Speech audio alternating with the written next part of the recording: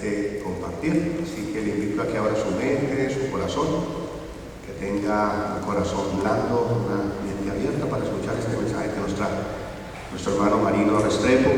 Hemos tenido ya la bendición de tenerlo en varias ocasiones aquí en Holy Cross, que esta no va a ser la última tampoco, vamos a seguirlo invitando continuamente. La experiencia de Marino es una experiencia de conversión, como él mismo nos contará brevemente. Ayer nos damos su testimonio en inglés, hoy tenemos una conferencia en español, pero yo quiero siempre resaltar que el Señor en estos tiempos está utilizando laicos, bautizados. Debe ser porque de pronto los sacerdotes y los clérigos están un poquito duros de corazón, no sé por qué será. Pero el Señor está manifestando con mucho poder a través de los laicos, que han recibido el don del bautismo, como ustedes. Y la experiencia de Marino es la experiencia de alguien que, habiendo nacido católico, estuvo mucho tiempo fuera de la iglesia, católico nominal. Y sin embargo, algo irrumpe en su vida, es la gracia de Dios. Y esa gracia de Dios lo ha transformado. Y yo diría que lo ha convertido en uno de los profetas de nuestro tiempo. Los profetas anuncian, los profetas denuncian, los profetas renuncian. Y creo que esa es la vida de nuestro hermano Marino, viajando a través de todo el mundo, con muchas experiencias de iglesia, de los 5 continentes, llevando este mensaje que lo vivió en su carne. Porque yo, haciendo una analogía, salvando las distancias, podría decir que la experiencia de Marino Restrepo es como la experiencia de Pablo de Tarso, alguien que tiene una experiencia profunda de Dios. Y él la acepta para convertirse en instrumento. Y eso es lo que ha hecho Marino estos años, ser instrumento de esa gracia de Dios. Lo que él nos cuenta no lo cuenta como teólogo, como estudioso de las Escrituras, lo cuenta como un hombre que ha tenido una experiencia de Dios. Por eso les invito a que a lo largo de su charlita, lo fundamental de esta charla es que cada uno abra su mente al Espíritu Santo, porque a través de Marino, yo quiero hablar esta noche a ti. Tú vienes aquí con tu problema humano, tú vienes aquí buscando algo, tú vienes aquí con lo que estás viviendo esta semana, con tu fe grandota. Muchos de ustedes vienen a la Eucaristía semanalmente, algunos de pronto está invitadito aquí por primera vez. Y no importa dónde esté usted está en un camino espiritual. Ese camino espiritual en el que usted está lo conoce el Señor esta noche. Y el Señor quiere a través de estas palabras elevarlo a usted en ese caminar espiritual en el que usted se encuentra. Así que vamos pues a invocar al Señor para que se quede con nosotros en esta noche con nuestro hermano Marino. En el nombre del Padre, del Hijo. Le damos gracias, Señor, por el don de nuestra vida. Le damos gracias, Señor, por el don de nuestra iglesia cristiana, de nuestra iglesia católica. Le damos gracias, Señor, por tu siervo Marino que nos has enviado para que nos presente de nuevo tu palabra, por que es la verdad del Evangelio. La verdad siempre nueva, pero siempre diferente, siempre generosa. Damos la gracia de tu Espíritu Santo, abre los ojos de nuestro entendimiento, alienta nuestro corazón, nuestra alma, para que te escuchemos, para que nos acerquemos más a ti. Pedimos por todos los miembros de nuestra comunidad parroquial en esta noche, también por los que no están aquí, que también a través de nosotros este mensaje de ti. Quédate con nosotros, Señor. Y oramos con la oración que Jesús nos enseña. Padre nuestro que estás en el cielo, santificado sea tu nombre. Venga a nosotros tu reino. Hágase tu voluntad en la tierra como en el cielo. Danos hoy nuestro pan de cada día. Perdona nuestras ofensas, como también nosotros perdonamos a los que nos ofenden. No nos dejes caer en tentación y líbranos del mal. Amén. Gloria al Padre, gloria al Hijo, gloria al Espíritu Santo. Como era en un principio, ahora y siempre, por los siglos de los siglos. Amén. Bienvenido, Marino, de nuevo a Holy Cross.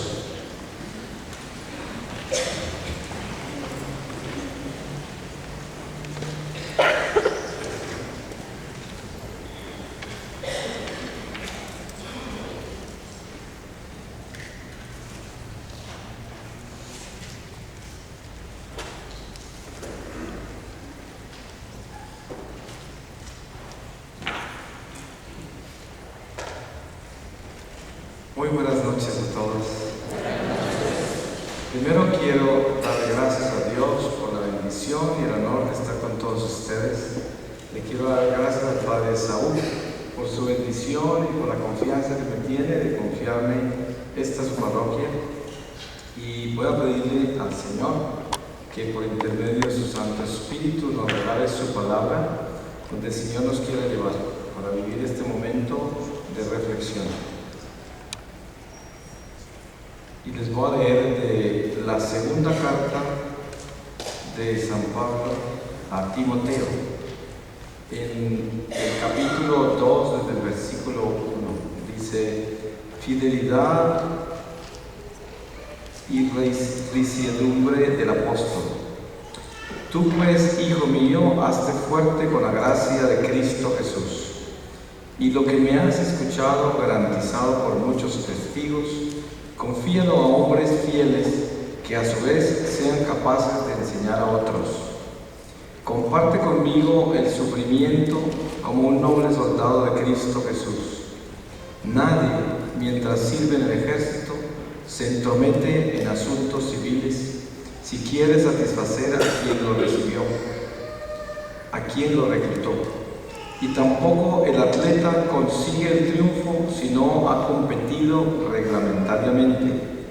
El agricultor que brega debe ser el primero en beneficiarse de los frutos. Entiende bien lo que digo, pues el Señor te dará talento para discernir todas las cosas. Acuérdate de Jesucristo, resucitado de entre los muertos, descendiente de David, como predico en mi Evangelio, por el que estoy sufriendo hasta verme entre cadenas como un malhechor. Pero la palabra de Dios no está encadenada. Por eso, todo lo soporto por los elegidos, para que también ellos alcancen la salvación que está en Cristo Jesús, junto con la gloria eterna.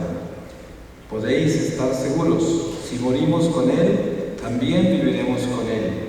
Si perseveramos, también reinaremos con Él. Si lo negamos, también Él nos negará. Si no somos fieles, Él permanece fiel, pues no puede negarse a sí mismo.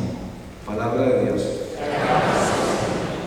Pues hermanos y hermanas en Cristo, yo pienso que cada uno de nosotros aquí presentes en este templo, con seguridad tiene un testimonio muy grande que compartir. Muchas veces nosotros ni sabemos lo grande que es nuestro testimonio. El testimonio es que Dios nos ha dado la vida y este es un don maravilloso. Y cuando nosotros vivimos este don de la vida en Dios, en Cristo, pues este don se enaltece, porque esa gracia sobrenatural que nos ha dado Dios en Jesucristo nos hace seres sobrenaturales. Y por lo tanto vivimos una gracia que está por encima de lo que vemos, por encima de lo que sentimos. Está más allá de esta realidad y por lo tanto ya estamos adentro de una promesa que, a pesar de que no la podemos ver directamente con nuestros propios ojos de la carne, está en nuestro corazón. Y dependiendo de lo que nos compenetremos en ese misterio y de lo tanto que va creciendo nuestra fe, ahí llega nuestra esperanza, nuestro gozo y nuestra paz. Algunas personas de pronto no conocen mi historia de conversión y esta noche pues se trata de hacer una reflexión diferente, pero voy a brevemente contarles esta historia para que entiendan por qué estoy acá y por qué hago lo que hago. Yo nací en Colombia, en una familia católica, en un área campesina, por decir así, de cultivadores de café. Crecí con todas las enseñanzas de la Iglesia Católica, soy el número 6 de 10 hijos. Cuando tenía 14 años, fui a la capital de Colombia a terminar mis estudios secundarios. Eran los años 60 y muy pronto dejé la Iglesia Católica. Me metí en todos los movimientos de la nueva era y dejé de creer que Cristo era Dios.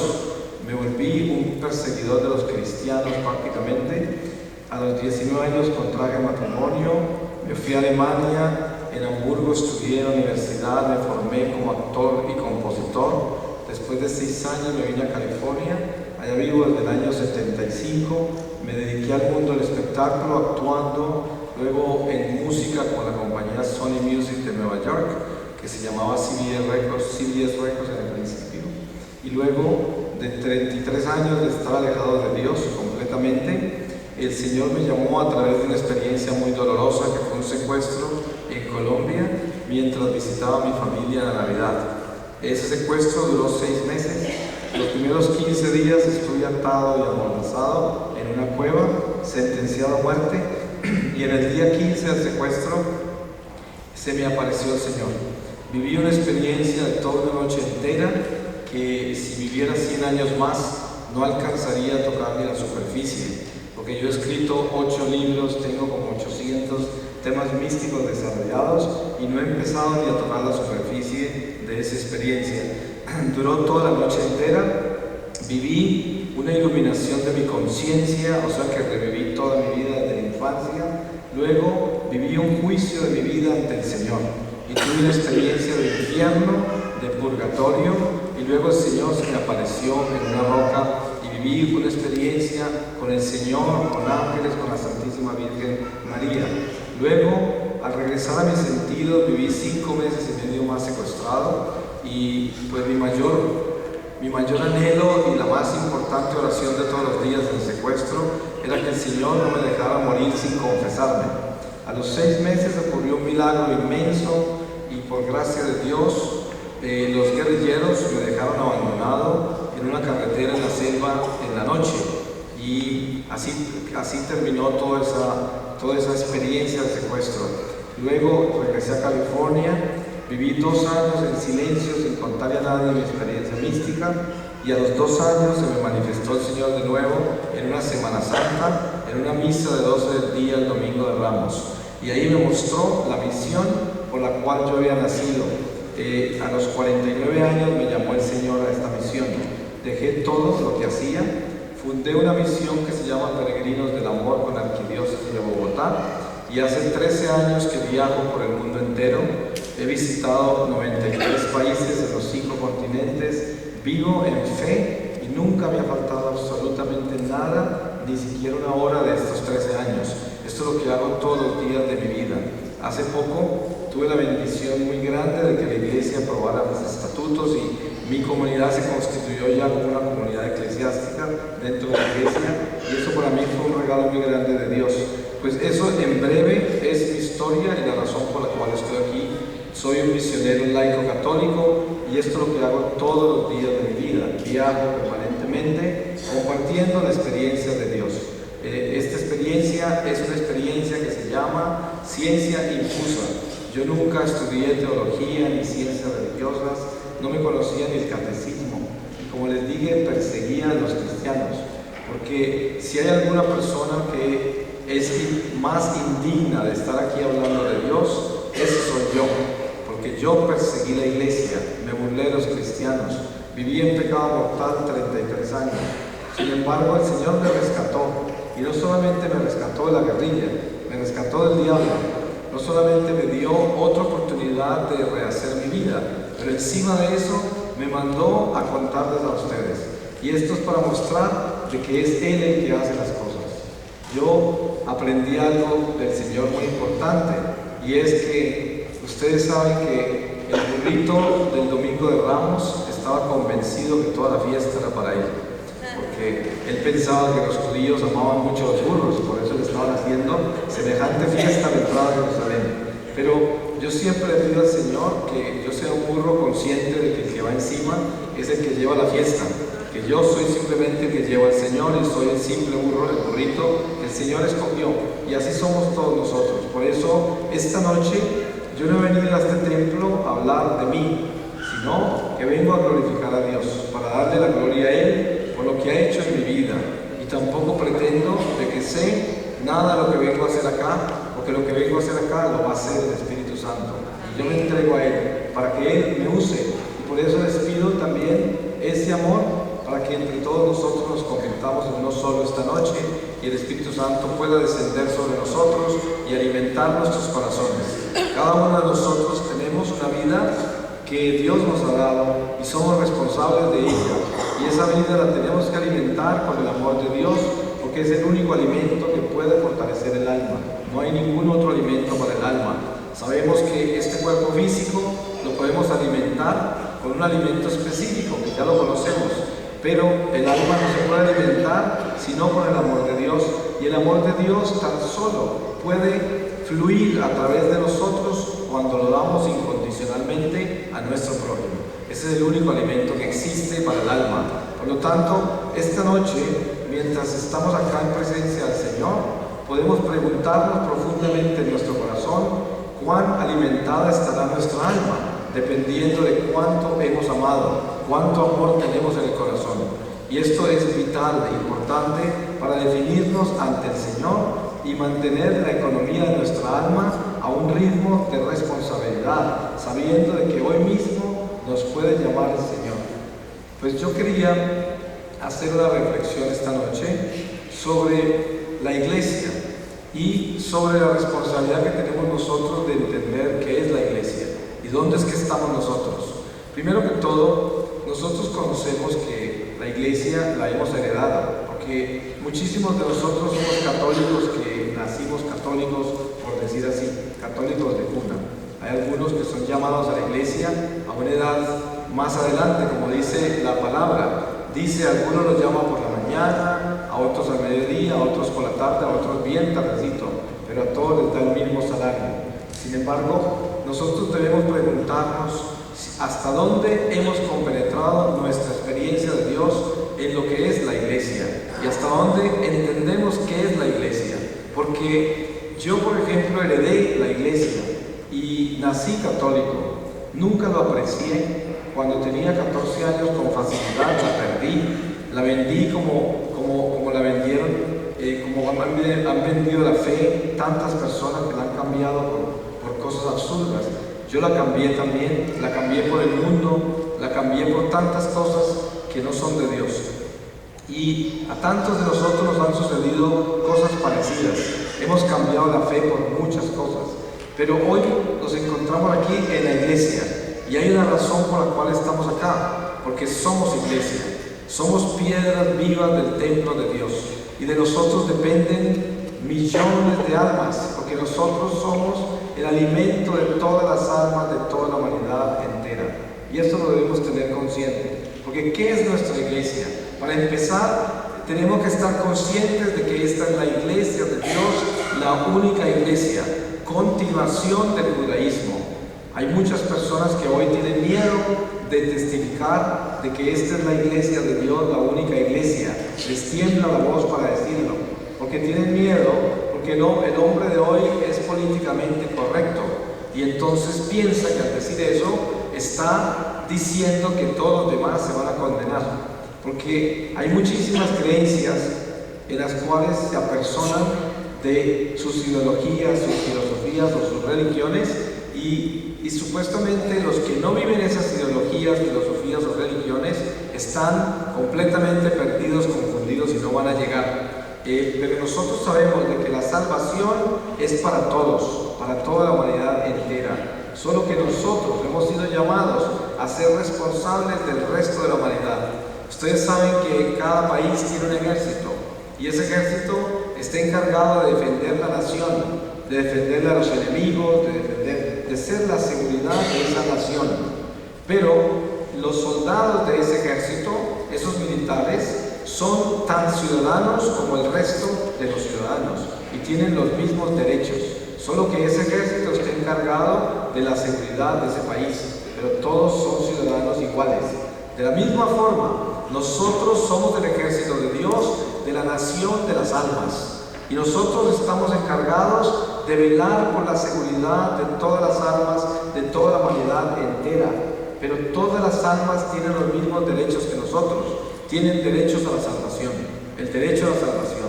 La salvación es para todos. Porque Dios es un Dios justo y un Dios de amor.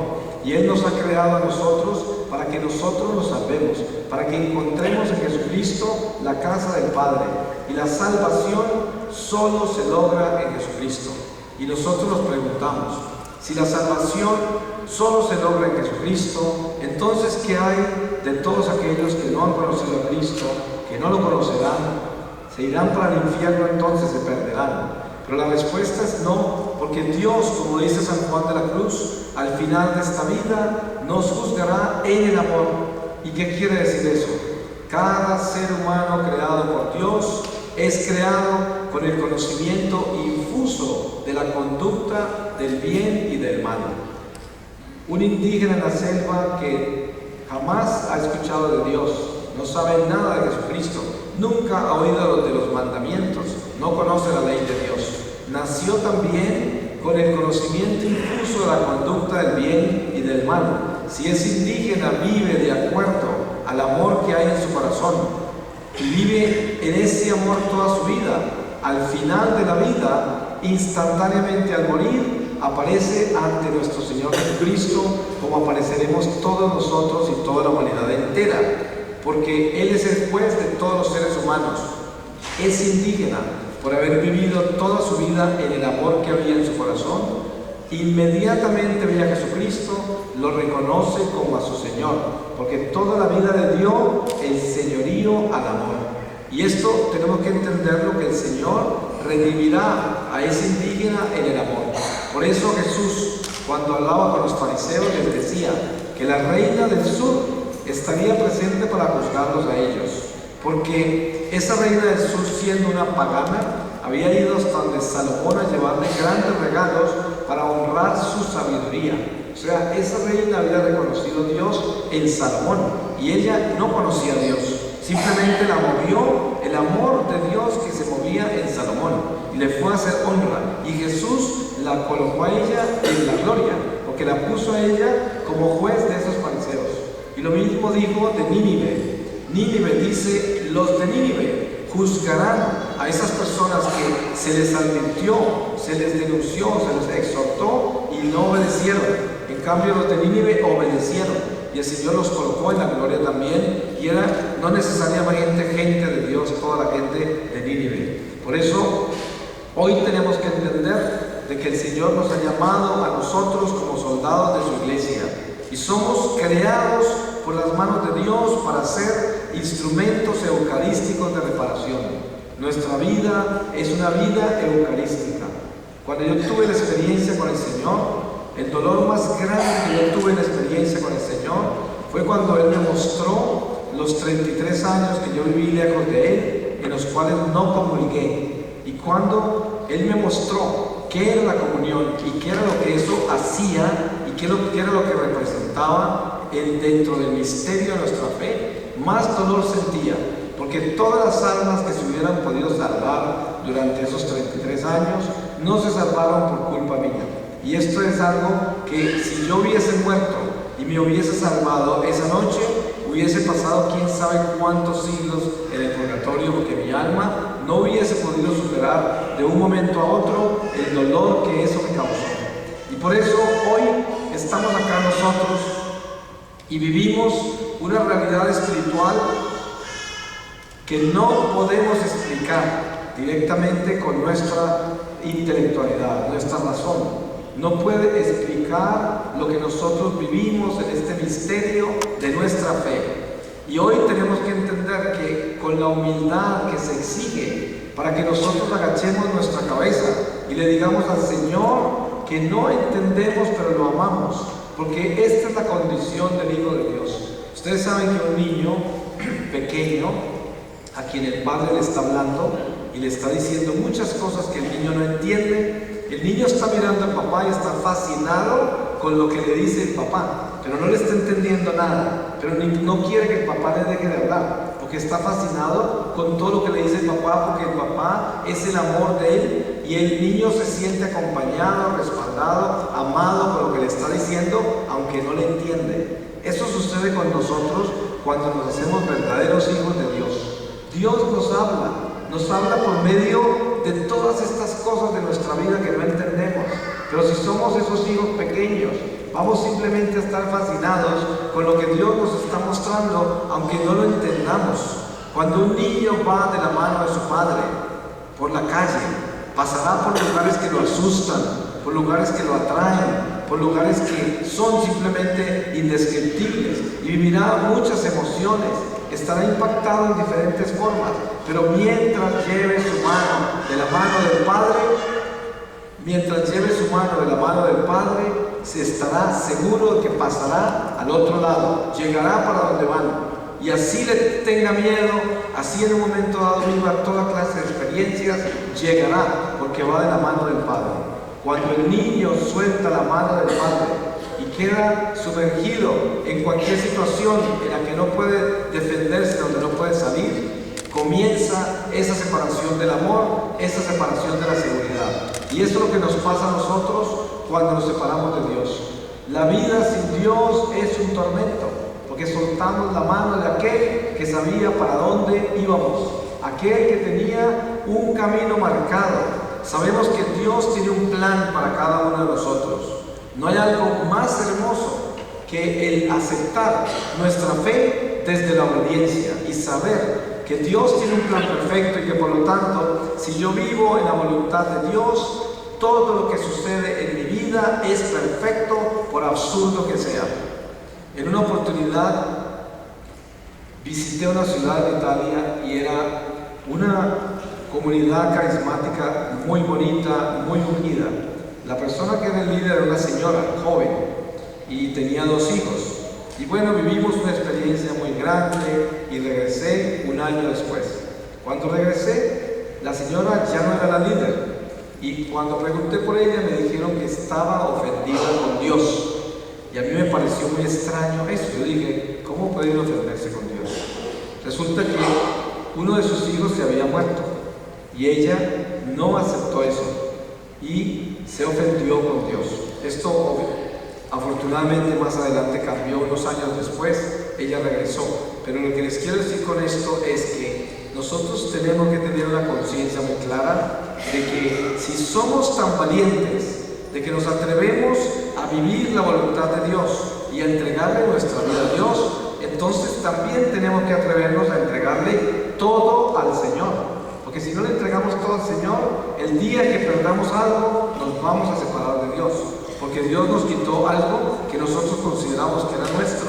Y por eso, para poder tener fe y vivir en la iglesia como hijos de la iglesia, tenemos que entender a Abraham. Ustedes saben que Abraham se convierte en padre de la iglesia por la fe, no por nada más, sino por la fe. ¿Y dónde están los cimientos de esa fe de Abraham? Isaac.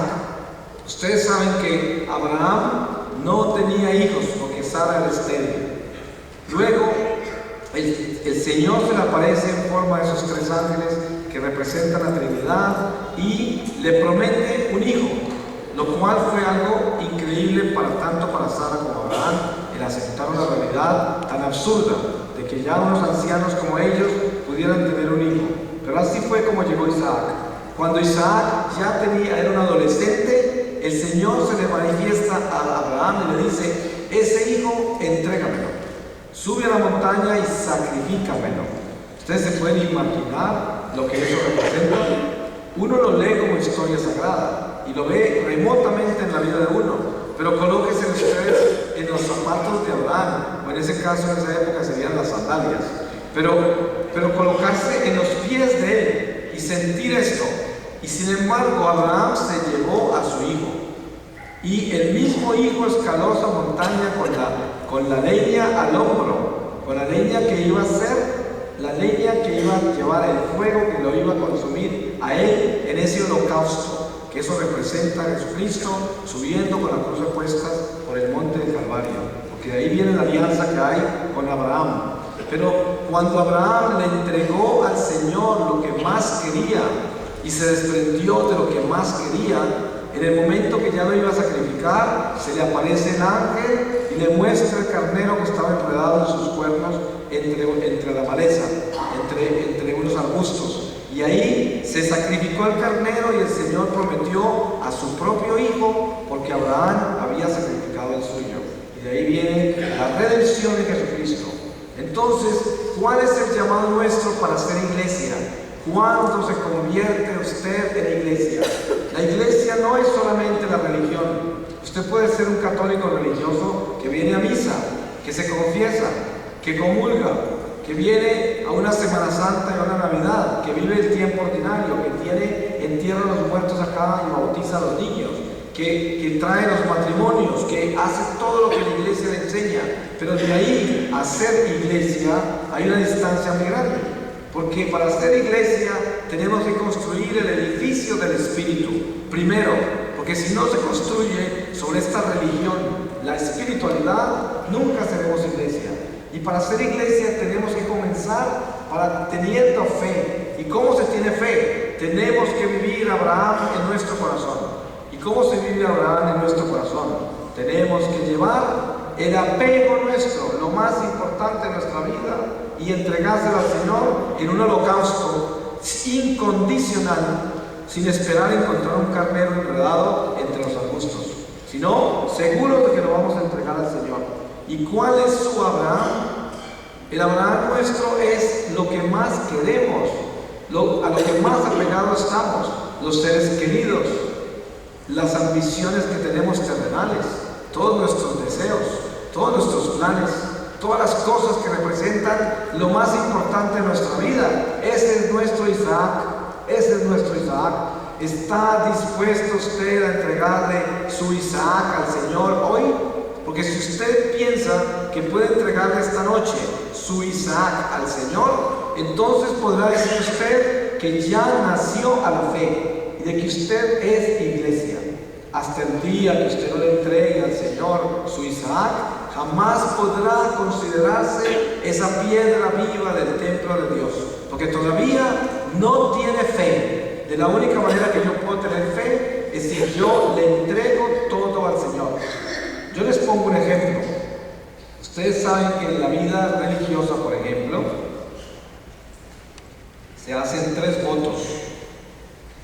Es un voto de obediencia, castidad, pobreza. ¿Qué es un voto de pobreza? El voto de pobreza normalmente sería interpretado como el dejar el mundo material, dejar los seres queridos, dejar las ambiciones del mundo, dejar todo y irse a un claustro, a una vida monástica. Eso podría ser lo que uno entendería del voto de pobreza. Pero resulta de que hay una propiedad en el hombre que es la más grande, la más valiosa de todas. Y esa propiedad se llama la sangre. Esa es la propiedad más grande. Usted puede irse de monja o de monje, dejar todo, pero si usted no deja su sangre, usted se convierte en el terror del monasterio o del convento. Porque entonces usted va a estar tan lleno de sí mismo que va a ser la santificación de los demás. Porque para eso usa Dios a una persona que está en la vida monástica y no ha entregado su sangre. Porque son tan grandes en sí mismos que están llenos de sangre. Porque el voto de pobreza no se consuma hasta que el ser no entrega su sangre al Señor también. Entonces, la parte que se entrega de Isaac para poder tener fe también es nuestra sangre. ¿Qué hay de valor en nuestra sangre? Primero, la sangre nuestra en nuestra vida terrenal. Segundo, en la sangre nuestra hierven todas las pasiones. En la sangre nuestra hierve todos nuestros sentimientos, todas nuestras ideas, todas llegan a la sangre. De una forma u otra hierven en nuestra sangre.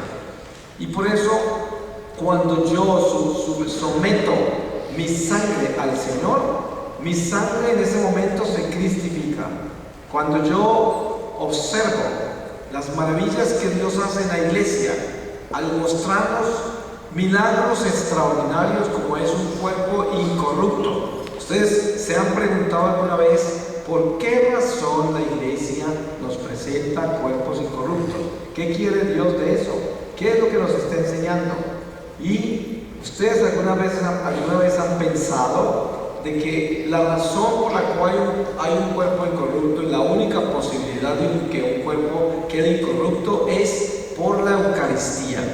Y segundo, porque ese santo le entregó también la sangre a Dios.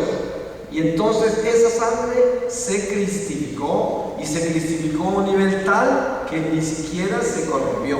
Siendo un cuerpo corrupto, un cuerpo corruptible, se convirtió en incorruptible y quedó incorrupto. Al final, ese cuerpo se cristificó. Esto es lo que Dios nos llama a vivir, y uno pensaría, qué cosa tan increíble, qué santo tan increíble. Pero ¿saben qué? Dios nos está llamando a cada uno de nosotros a que seamos esos incorruptibles. No necesariamente para que dejemos el cuerpo incorrupto, porque eso es algo que Dios escoge en algunos santos. Porque hay muchos santos que no dejaron su cuerpo incorrupto. Eso no quiere decir que son menos santos que los santos que tienen su cuerpo incorrupto. Simplemente Dios escoge algunos santos para eso. Es como decir, en el cielo hay billones de espíritus de Dios en su gloria, billones de santos que han sido seres humanos como nosotros. Pero ¿cuántos han sido canonizados? Muy poquitos. Entonces, ¿será que los otros en el cielo no son santos y por eso no han sido canonizados? No, todos son santos en el cielo, pero no todos son escogidos como abogados ante el tribunal divino a través de la iglesia. Por eso algunos santos son escogidos. ¿Y cómo son escogidos los santos que interceden por nosotros en la iglesia? Son escogidos por el mismo pueblo de Dios, de la iglesia militante. Ustedes han visto que se tiene que abrir una causa para la canonización. ¿Y cómo se abre la causa primero para buscar que sea siervo y después beato, después santo? A través del pueblo de Dios que lo solicita y que busca las pruebas y que financia todo ese trabajo minucioso, laborioso, que tiene que encontrar todas esas pruebas para que la iglesia diga es un santo y lo aceptamos como abogado de la iglesia ante el Señor por los fieles. Los fieles mismos pidieron eso. Y Dios lo certifica y lo acepta como abogado. Ten en cuenta que aquí hay un ritmo entre la iglesia militante y la iglesia triunfante en la canonización de un santo. Pero eso no hace menos santos a los demás. Los otros santos que están en el cielo son igual de santos. Y por eso hoy el Señor nos llama a vivir el misterio de la iglesia, entendiendo de que esta iglesia católica es mucho más de una religión. Por eso es que cuando la gente habla de religiones, no se entiende. Cuando hay un diálogo entre religiones, tienen muchos problemas. Si no llevan el espíritu al diálogo, nunca se entenderán, porque entre religiones siempre hay inmensas diferencias. Fíjense que el diálogo ecuménico que tenemos nosotros en la iglesia católica con los hermanos separados que creen en Jesucristo, es un diálogo a través del cual queremos traerlos a la mesa, donde queremos presentar las diferencias que hay entre nosotros y testificar de que nuestra iglesia es la iglesia madre del Señor, fundada por el mismo Jesucristo, sobre una roca que se llama Pedro, que está centrado en Roma, en la persona del Santo Padre, y que tenemos las tradiciones sagradas, la sana doctrina y todas las verdades. Y esto no lo negociamos. Muchas personas tienen un ecumenismo errado y se reúnen con otros cristianos y convierten la iglesia católica en una denominación cristiana más. Y entonces piensan que el ecumenismo es reunirme con otros cristianos, a tomarme de la mano con ellos y gritar aleluya todo el día. Esto no es el ecumenismo. El ecumenismo, basado en lo que la iglesia nos enseña, es reunirnos a un diálogo sano y cordial para presentar a nuestra iglesia tal y como es. La iglesia de Dios, la iglesia del Señor. Y nunca tener miedo de decirlo, porque es la verdad. Nosotros somos la continuación del judaísmo. Este misterio de la encarnación de Dios que navega y peregrina a través del destierro, desde Abraham, a través de todos los profetas, a la encarnación de Jesucristo, y esperando la segunda venida al terminar la economía de la salvación, es un misterio que se vive dentro de la iglesia, porque Dios la ha construido piedra por piedra con nuestras almas. Nuestras almas son la construcción de este edificio. Este edificio está construido con las células que forman las piedras de la iglesia. ¿Se acuerdan que Jesús le decía a los apóstoles que estaban tan deslumbrados con la construcción de ese pueblo de Jerusalén, ese templo de Jerusalén, que era tan majestuoso? Y los apóstoles, obviamente, que eran hombres sencillos, humildes, y toda esa construcción los tenía deslumbrados. Y obviamente que es linda. Esta iglesia es muy linda, es una iglesia grande, ha habido un esfuerzo inmenso por su construcción. Este es el esfuerzo de los fieles y por lo tanto la admiramos y nos sentimos acá dentro de un templo grande, un templo donde se siente la presencia de Dios. Aquí descansan nuestras almas, aquí se fortalecen nuestros corazones, aquí venimos a llorar, aquí venimos a cantar, aquí venimos también a darle gracias a Dios, aquí venimos a implorarle a Dios, y todo esto es parte del templo. Pero Jesús dijo, no quedará piedra sobre piedra, y les dio a entender de que el templo que debíamos fabricar, construir, tenía que ser primero en el corazón, el templo del Espíritu. Y esto es importante. Cuando usted venga a esta iglesia, primero que todo, no puede olvidarse nunca de que usted está entrando a la casa del Señor. los hebreos en el Éxodo imploraban a Moisés que no fuera a permitir que Dios les hablara, porque cuando Dios bajaba a esa montaña, era con rayos, relámpagos, humo salía de esa montaña, temblaba la tierra y todos los hebreos temblaban, no querían acercarse. Además, hasta un animal que se acercara a la montaña tenían que apedrearlo porque era suelo santo.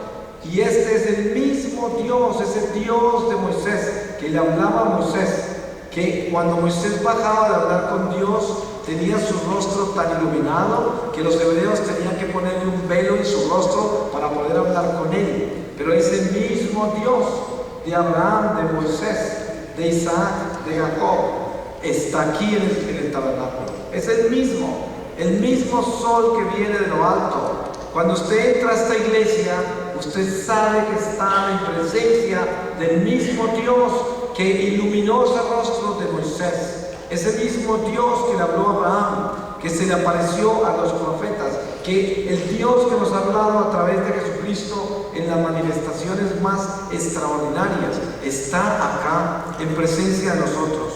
Y esto tenemos que concebirlo místicamente en nuestro corazón para poder darnos cuenta dónde estamos. A veces, en una oportunidad estaba yo en una iglesia en Londres y estaba parado en la puerta porque estaban terminando la Eucaristía, estaban repartiendo la comunión. Y al lado mío había un hombre joven y terminó ser un musulmán que se estaba convirtiendo al catolicismo y estaba en sus clases preparatorias ya por un año o algo así. Ya pronto iba a ser bautizado. Pero después de una conversación que tuve con él me dijo: la razón por la cual él estaba en esa iglesia es porque un día él iba pasando por la iglesia y le pareció muy curioso que en el instante en que miró para adentro, toda la gente se arrodilló al mismo tiempo y quedó un silencio increíble adentro que él lo sentía desde afuera. Y él se entró un momento a mirar eso tan extraño y sintió algo muy grande. Y él siguió pasando por ahí y en varias oportunidades vivió el momento en que se arrodillaba la gente, que era el momento de la elevación.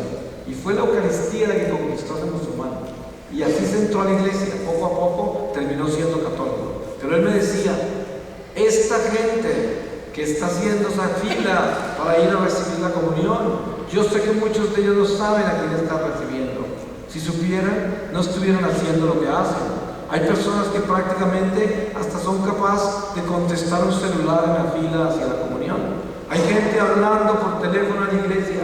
Hay gente hablando en el templo como si estuvieran en la cocina de la casa. Y le cuento, en las historias desde el Padre Pío, hay un pasaje importantísimo para que entiendan lo que es el templo de Dios.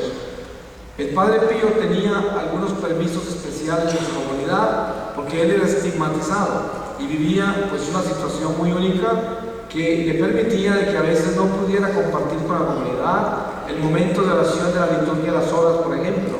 Y en un momento dado estaba leyendo su liturgia de las horas en la capilla de su convento y sintió un ruido en el altar y vio un monje moviendo cosas. Y el Padre Pío era de un temperamento muy fuerte y se fue hasta el y dijo: ¿qué hace acá? Si usted tiene que estar orando, tiene que estar con la comunidad. Y resultó que era un alma del purgatorio. Era un monje que estaba viviendo un purgatorio por todas las irreverencias del altar. Porque había sido un monje que había servido al altar durante su vida monástica. Y esto es un ejemplo simplemente para mostrarles que cuando uno entra al templo de Dios, está en el templo de Dios, en presencia de Dios. Ahí es donde está y no se puede olvidar de eso. Nunca se podrá olvidar de eso. San Pablo dice: no te atrevas a acercarte al altar del Señor si no estás preparado. Porque él dice: no te atrevas a comerte este pan. Este pan quiere decir la Eucaristía, si no estás preparado, porque te comes tu propia condenación. Usted se imagina que si el pan que se sirve en el altar, ese pan ácimo, esa Eucaristía, que es un pan insípido, si ese pan fuera un símbolo, San Pablo le hubiera dado semejante importancia. Es que ese es el cuerpo y la sangre de Jesucristo. Y por eso Tenemos que estar conscientes de lo que es el templo del Señor, pero no estas paredes, no estas sillas, estas bancas, no nada de lo que ustedes están viendo, sino el Espíritu de Dios. Este templo está lleno de ángeles, está lleno de santos. Si usted quiere saber dónde va a quedar usted al morir, le voy a poner un ejemplo claro.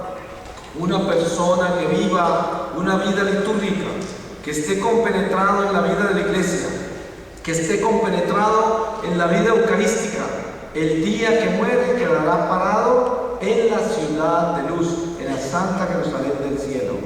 Este templo es la Santa Jerusalén del cielo. Aquí se está preparando el alma para vivir en su ciudad, la ciudad prometida por el Señor. Por eso, entre más nos compenetremos en la vida de la iglesia, más aprenderá el alma a vivir en el cielo, aprenderá a vivir en la ciudad de luz. Y es una realidad. Por eso, cuando una persona vive el templo de Dios desde el Espíritu, en la noche antes de acostarse, coloca todas sus oraciones a los pies del sagrario de su parroquia, porque esta es su casa espiritual. Aquí es donde está su Señor, aquí está el capitán, aquí está el que maneja su vida, el que lo creó usted con sus propias manos. Ese es, y usted le entrega su vida todas las noches antes de acostarse y coloca todas sus oraciones a los pies de este sagrario. Lo mismo hace cuando se levanta por la mañana, lo mismo hace en sus necesidades del día. ¿Qué sucede el día que usted muere? El día que usted muere, allí donde está su tesoro, allí está su corazón. ¿Para dónde se va su alma el día que usted se muere? Se viene a los pies del sagrario. Y el alma ya no se encuentra esta cajita que está ahí. Ahí se encuentra el Señor paradito en la montaña. Y el Señor se encuentra con usted invitándolo a escalarla. Ustedes saben que esa montaña hacia Jesús al final de esta vida se escala a través de las estaciones. Y esas estaciones de la cruz las tenemos que subir una por una. Uno de los dones más grandes que tenemos en nuestra iglesia a través de los ejercicios espirituales de nuestra religión, de lo cual es un establecimiento de la construcción de la espiritualidad que nos lleva a nosotros a aprender a escalar la montaña del Gólgota, son estas estaciones de la cruz que usted ve en las iglesias, el Calvario, el Vía Crucis. Si nosotros aprendemos a vivir la espiritualidad del Vía Crucis, nos preparamos para superar cada una de las estaciones que tendremos que superar el día que lleguemos a los pies de la montaña donde está Jesús esperándonos. Pero cuando su alma tenía como casa espiritual este sagrario, su alma no es un alma errante ni perdida al final de esta vida. Porque ¿qué tal? Usted es un católico y usted viene a la iglesia, pero usted tan solo tiene religión, usted no tiene espiritualidad. Entonces cree que se va a salvar por la ley, como creían los fariseos, y cree que se va a salvar porque viene a misa el domingo, porque se confiesa de vez en cuando, porque de vez en cuando va a limosna, porque bautiza a los hijos acá, se casan acá, entierran a los muertos, hacen todo acá. Pero usted tiene su corazón en el mundo, porque cuando sale de la iglesia le pertenece al mundo, tiene una doble vida. Cuando está acá le pertenece a Dios mientras está dentro de la iglesia, pero da un paso afuera y le pertenece al mundo, porque toda su vida es del mundo. Y en lo que usted hace cuando se va de la iglesia nunca tiene en cuenta a Dios. Y cuando usted se acuesta en la noche está convencido que se va a levantar por la mañana, porque así de tonto nos volvemos nosotros. A veces nos volvemos casi como retardados, porque nos acostamos convencidos que nos vamos a levantar por la mañana. ¿Hasta dónde llegará la pretensión humana? ¿Hasta dónde llegará? Cuando nadie sabe si se va a levantar al otro día. Y si nosotros sabemos eso, yo le pregunto a ustedes una cosa muy importante. ¿Habrá aquí en este templo esta noche alguna persona que pueda levantar la mano y decir que está 100% seguro o segura de que se va a levantar mañana con vida? ¿Habrá alguien que se atreva a hacer eso? Dice, usted se puede imaginar lo frágil y vulnerable que es nuestra vida, que ninguno de ustedes puede estar seguro que mañana se va a levantar con vida. Porque ¿quién se atrevería a hacer eso? Si usted se atreve a hacer eso, a lo mejor no se levanta, porque el dueño de esta vida se llama Dios, es el único, nadie más es el dueño de esta vida. Pero ¿acaso no se nos olvida? Se nos olvida. Estamos viviendo como si fuéramos los dueños de todo, estamos viviendo como si fuéramos los administradores de todo sin el permiso del dueño. No. Nosotros somos unas criaturas, somos creados, somos unas vasijas de barro, que si no llevamos el tesoro del Espíritu Santo estamos vacíos, no tenemos vida, ni podremos trascender al mundo espiritual al final de esta vida. Y esto tenemos que tenerlo claro, porque la iglesia está hecha del Espíritu de Dios, y por eso la iglesia comienza en este barro comienza la iglesia. ¿Qué me gano yo con venir a este templo si yo no tengo el Espíritu de Dios aquí, donde comienza el templo de Dios, que es el sagrario del Señor, que es este barro que Él hizo con sus manos, donde sopló la vida por amor? Por eso, de la única manera que yo puedo considerarme católico y vivir mi religión y tener iglesia y entender a la iglesia que yo pertenezco, es si yo he construido en mi corazón ese albergue para el Espíritu Santo, que es el que va a vivir en mí.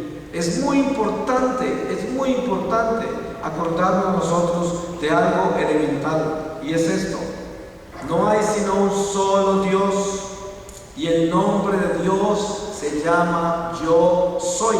Ese es el nombre de Dios. Yo soy el que es, el único que es. Ese es el nombre que Dios le reveló a Moisés. Entonces pregúntense ustedes, si Dios es uno solo y el nombre de Él es Yo Soy, entonces ¿quién soy yo? Eso quiere decir que yo no soy, porque no pueden haber dos, hay uno solo.